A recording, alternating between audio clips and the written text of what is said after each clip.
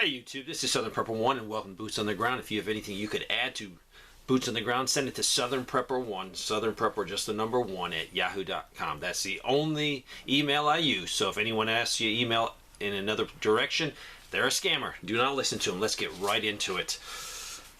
I'm an East Coast Yank that has been in France for more than 25 years, and I'm married to a British woman. The prices in UK are very steep. UK is an island that imports a lot of food, and their government has encouraged farmers not to grow food in the last few years. They're also saying most British folks refuse to believe that there's going to be a crash coming, a famine, or a war. Even many of my educated friends do not want to accept that their reality is changing by the hour. But they do agree that the middle class is taking a hit like never before. People's home energy prices is being capped at $2,500 a pound. The taxpayers will pick up the rest. Also, businesses, pubs, stores, they are going to be just struggling to stay in business up to the springtime just because of with these increased costs and trying to heat their locations. He also says Italy is in a massive drought. The Po River, the biggest river, was dry all summer and still in trouble. This is a huge river that feeds the breadbasket, and this is catastrophic. Many Italians have migrated from Italy and now making it and going to start businesses in France. Droughts have also rocked France along with fires. The food supply is strained. There's plenty of food at the present time, but prices are 20 to 60% higher than a year ago. He also said that Germany and Austria are the only European market countries that have been warning their people here in France that there could be an impending famine heading our direction.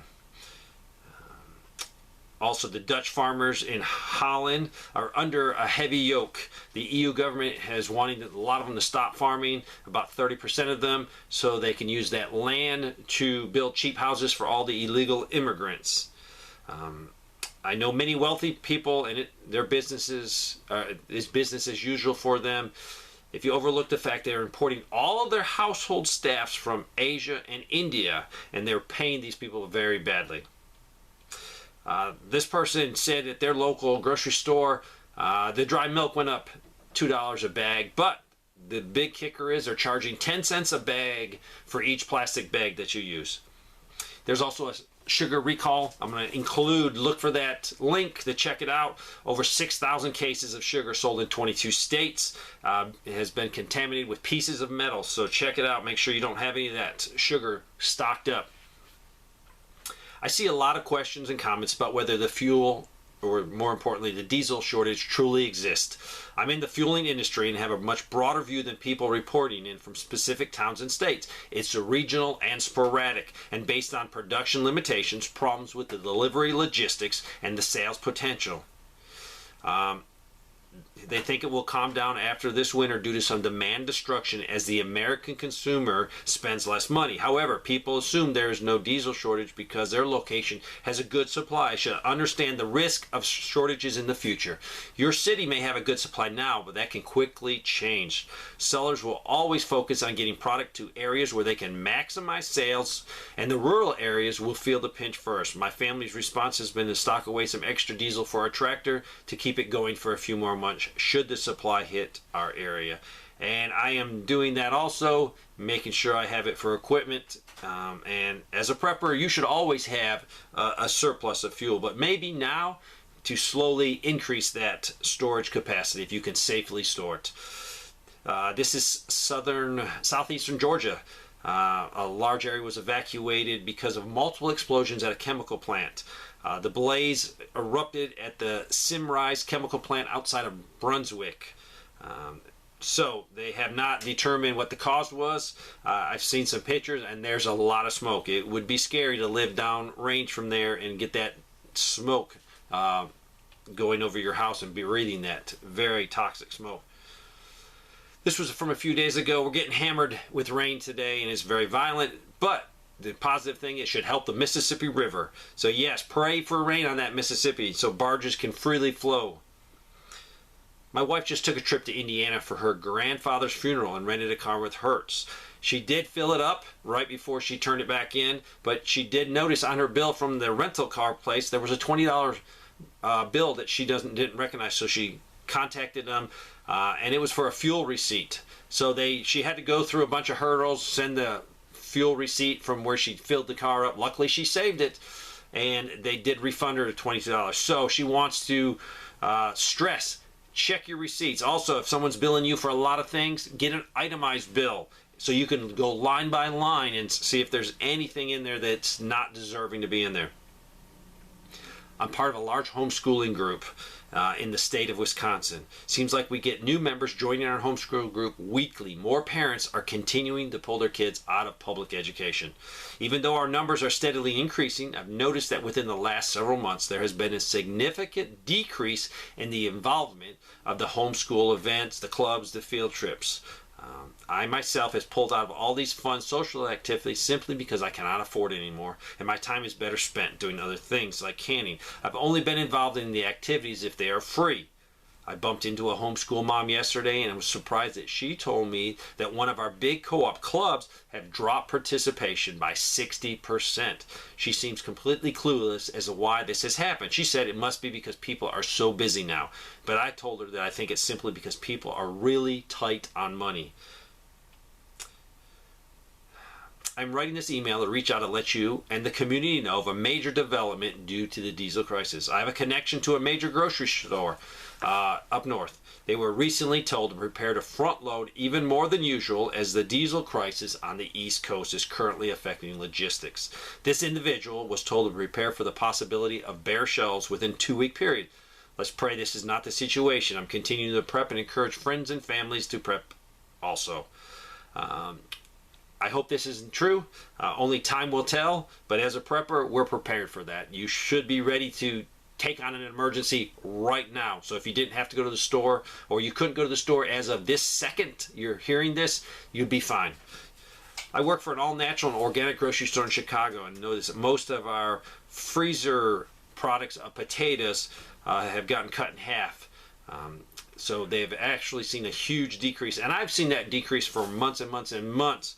I was hoping with the new potato harvest that companies could get those wedges and get those tater tots and get all those products made, and the store shelves in the freezer section can be full. So only time will tell.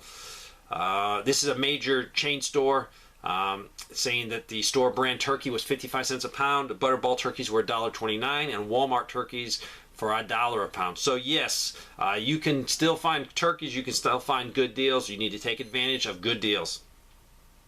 David, you asked for some good news, so here you go. I wrote to you a few weeks back. I'm the teacher in the Pacific Northwest. Our class is doing a food drive, and not a single item had been donated. I donated some items from my pantry to help lead by example. Fast forward to today, and we're almost up to 100 items donated now. Planning to take all this food to the local food bankery right before Thanksgiving. It is a blessing to be able to help others who are hungry, and the need is so great right now. The work is plentiful, but the workers are few. I remembered that story, so this is awesome. This person wants to propose some questions. How much diesel is being shipped to Europe, both now and before the Ukraine invasion? How much refining capacity of crude oil does the U.S. have, and how much refining capacity did we have before Biden took office? How many refineries have shut down? And they've done some research, and this is their summary. I believe that the diesel shortage is not one single problem, but multiple problems. The U.S. is shipping a lot more diesel and natural gas to Europe to help fight against the pipeline losses from Russia. Since COVID, more and more diesel is being exported abroad, not just Europe, to help with the shortages in other countries. More than one refinery, I believe, in the U.S. has been shut down, and the supply of gas and diesel was reduced, especially hard hit on the East Coast. But due to the inflation rate, gas usage has gone down, but people still need to eat, etc. So transportation continues with ships, trains, and trucks, all of which use diesel. So diesel demand did not go down as much as gasoline. This is what I've gathered after several years of focusing on these economic issues. So I appreciate their input. This person says, we're way out in the country. I keep about 350 gallons of both diesel and non-ethanol gas on hand. I filled up both tanks the other day, and the delivery price was $4.76 for diesel and $4.92 for the non-ethanol gas. The delivery truck came from about an hour away, and he stated there seems to be a slowdown in the trucks delivering to his little business that he takes fuel to customers. So he thinks there's a slowdown, and there definitely is. There is a shortage. I'm a nurse in a mid-sized nursing home on the Missouri-Arkansas state line. One of our elders took a tumble and needed an x-ray due to pain and the inability to bear weight. As I write this, it's been day 5. And the mobile x-ray is still not done. We're told that there's only one mobile x-ray tech, and they're overwhelmed.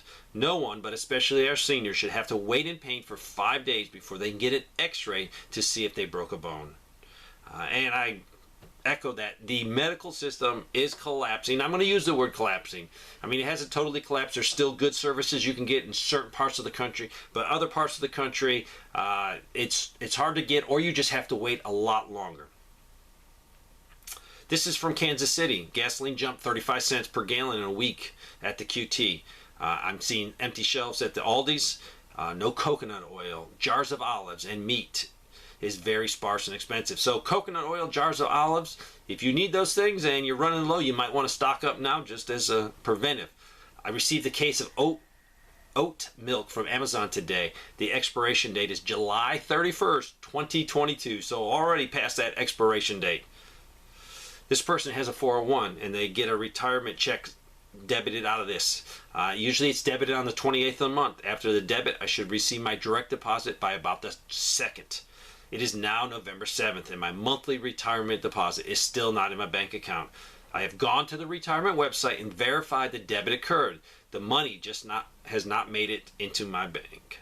I do have a little bit of savings, so I'll be all right. But where is my money? And is this happening to anyone else? Have anyone else had a little problem like this, getting some money transferred over? This is a sad thing. This is from London. And basically in the UK, there's big housing developments or apartment blocks with communal heating and communal hot water systems. And to save money, they are shutting these off certain times during the day. So it's just sad that you might not be able to get hot water when you need it, or your heat might be affected. I was in Sam's Club yesterday and wanted to purchase 2 large jars of Jif peanut butter, but I could not find an expiration date on them. I asked for assistance from a team member, but he was unable to find it either. He said they had just arrived, so it should be good. I checked all over the pallet of the smooth and the crunchy and could not find an expiration dates. Since listening to your show for a while, I simply do not trust buying it for prepping or for putting it back. This person says, I live in New York. I went to my local ShopRite this morning to pick up a few items that are on sale. I stocked up on Coke, and then they stocked up on other things. They used the super coupon. So basically, what he's saying, he bought $87 worth of groceries, and he only spent $57. I'm disabled from lung cancer and live on a fixed budget each month, and have been preparing for the last year. Little by little, my stockpile has grown. I have a year's worth of food. Should someone need help, I will be able to help them. This is how I stretch my budget. People on fixed incomes need to look for these deals, and I second that. Everyone now needs to look for good deals. And yes, he got a year's supply of food, but it didn't occur immediately. He has been slowly working on this a little every time. So I commend him. So if he can do it, you can do it. It might be just 1 or 2 cans extra every week, but eventually you're going to get a stockpile. I was referred by my cardiologist to a local hospital in Arkansas for a cardiac MRI prior to open heart surgery to correct a heart defect. The MRI department is only taking appointments 3 days per week due to staffing shortages. After a 2-week wait for the MRI diagnostic results, I was informed I'll have to return in 2 weeks for more images. That makes 1 full month of waiting for the verdict. Also, the same hospital network was hit by a ransomware attack a few weeks ago. It has apparently compromised many patients' health records across multi-state systems. I'm wondering if mine was among them. This person off the coast of Florida stopped by their local McDonald's to order a small vanilla shake. The girl said, "We can't help you. Our shake machine is broken and the part will take a year to get the part in. So no shakes for a year." It was like the Twilight Zone. And that is crazy. My teenage son works at Walmart. He's on a 12-man team that unloads trucks and stocks the shelves. The other day, he and his crew had 2 trucks to unload and only 6 people working. That left no one to stock the shelves. At one point, 2 people were pulled off his crew to go work in another area. That left 4 people doing the job of 12.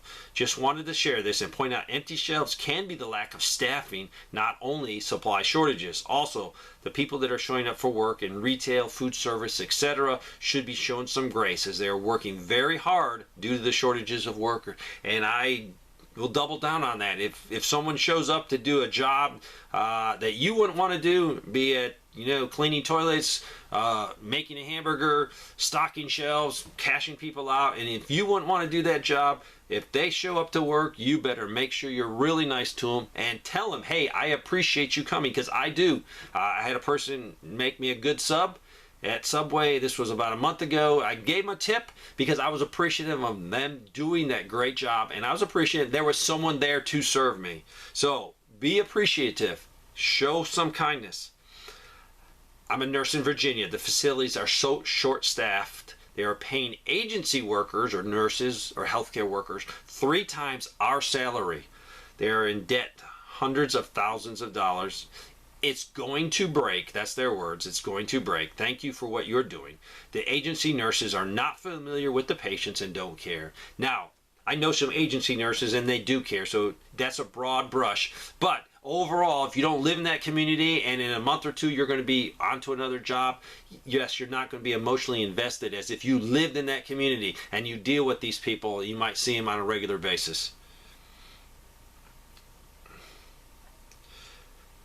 Yesterday morning, we went to McDonald's, which is our Sunday morning ritual before church. The young lady that worked a drive-thru had been there for months and is usually very happy and upbeat.